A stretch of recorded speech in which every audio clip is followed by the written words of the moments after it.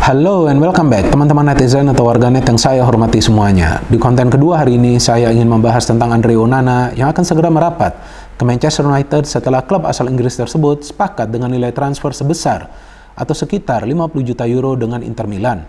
Seperti yang sama-sama kita pahami teman-teman bahwa MU membutuhkan penjaga gawang baru pasca kepergian dari David De Gea.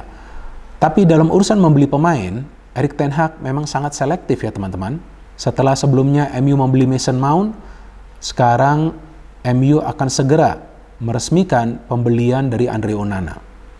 Terus kenapa Erik ten Hag ini sangat berhati-hati dalam memilih pemain?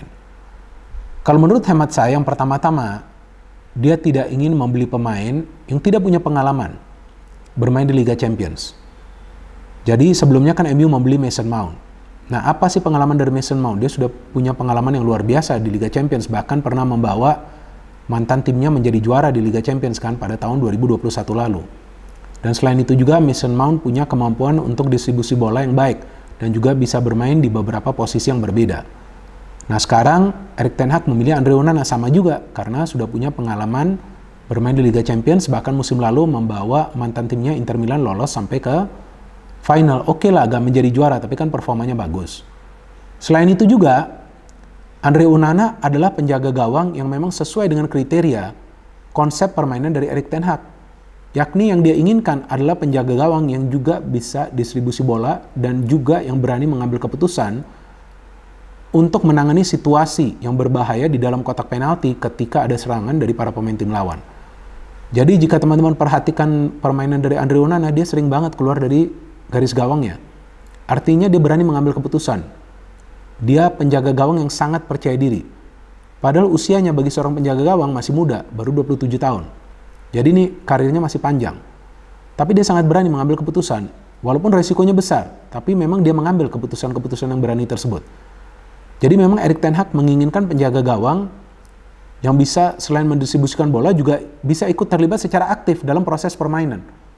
Nah, ini sebetulnya sama juga dengan beberapa penjaga gawang yang berada di beberapa klub besar di Inggris, seperti di Arsenal, ada Ramsdale.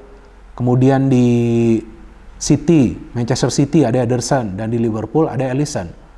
Dan Onana ini kan bukan cuma bagus dalam build up, bukan, tapi dia juga bagus dalam saves, dalam shot stopping, kemudian dalam reading the game. Karena buktinya musim lalu di Liga Champions saja teman-teman, dari 13 penampilan Andre Onana dia bisa mencatat 8 clean sheet. Gak main-main loh. Ya, atau istilah kerennya gak kaleng-kalengan. Jadi kalau saya pikir ini adalah pembelian yang benar. Belum tentu pembelian yang sukses, tapi ini adalah pembelian yang benar sesuai yang pertama dengan kriteria konsep permainan Erik ten Hag dan juga sesuai dengan apa yang dia inginkan, sesuai dengan pengalaman dari sang pemain tersebut, yakni pernah bermain di Liga Champions. Kan musim depan MU akan bermain di Liga Champions.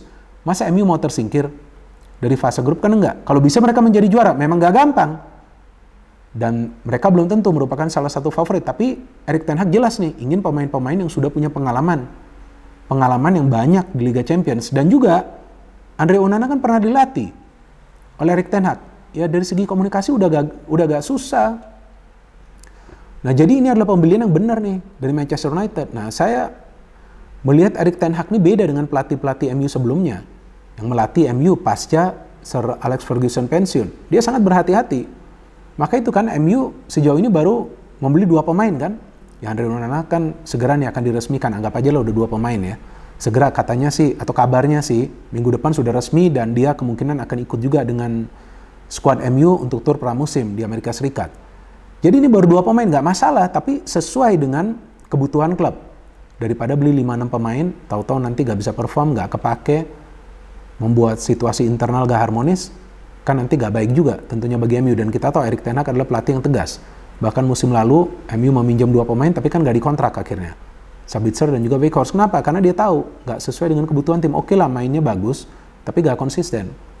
Nah, Andre Onana tentu punya beban yang sangat amat besar karena dia menggantikan posisi dari salah satu legenda Manchester United, David De Gea, yang 12 musim membela Manchester United. Dan kita tahu bebannya main bagi Manchester United sangat amat besar, teman-teman.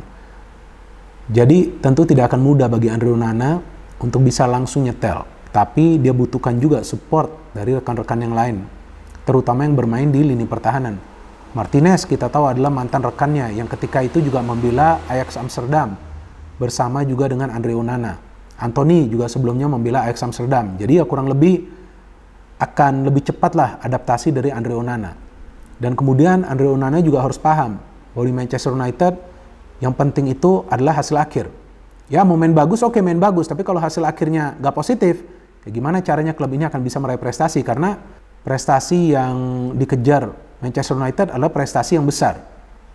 Mungkin bukan untuk menjadi juara dari Piala FA atau Piala Liga Inggris, tapi untuk bisa menjadi juara dari Liga Premier Inggris atau juga Liga Champions. Memang gak gampang, tapi harapannya kan ada. Dan dengan membeli pemain-pemain yang sesuai dengan kebutuhan klub, ya feeling saya MU bisa menjadi tim yang lebih solid lagi. Jadi situasi internal klub juga akan harmonis dan mereka akan punya banyak pemain yang berkualitas. Jadi yang dicari ini oleh Erik ten Hag adalah kualitas bukan kuantitas. Dan dengan harga yang dibayar oleh MU ke Onana, ke Inter Milan, ya kalau menurut saya sih bukan harga yang mahal. Jika memang benar ya, sekitar 50 juta euro atau 55 juta euro. Bukan harga yang mahal bagi penjaga gawang yang tampil luar biasa di Liga Champions musim lalu. Bahkan saya masih ingat di fase grup ketika lawan Munchen, banyak sekali save dari Onana. Lawan Barcelona sama juga seperti itu. So this is a good deal for MU, tapi kita lihat nanti bagaimana performa dari Onana, karena seperti yang tadi saya katakan main di MU itu gak gampang. Sancho aja sampai sekarang belum konsisten, padahal di Bundesliga mainnya kan bagus. Tapi ya paling tidak Erik ten Hag mendapatkan pemain sesuai dengan keinginan dia. Dan sepertinya Erik ten Hag punya kuasa penuh untuk menentukan pemain mana yang dia inginkan dan pemain mana yang memang dia ingin dilepas oleh manajemen Manchester United.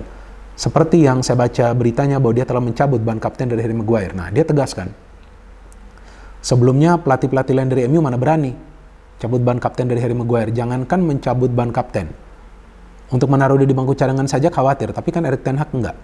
Nah artinya kemungkinan besar nanti Harry Maguire yang akan keluar dari MU. Kemudian Fred juga kemungkinan akan keluar. Jadi inilah pelatih yang memang dibutuhkan Manchester United untuk kembali membangkitkan klub ini dari tidurnya agar bisa meraih prestasi at the highest level. MU tuh kalau mau jadi juara ya seharusnya di Liga Inggris atau juga di Liga Champions. Memang gak gampang. Tapi step by step, Erik ten Hag coba untuk membentuk sebuah tim MU yang berkualitas, yang berisikan pemain-pemain yang berkualitas, yang bisa bermain sepak bola sesuai dengan konsepnya. Pressing, passing, pergerakan. Pressing, passing, pergerakan.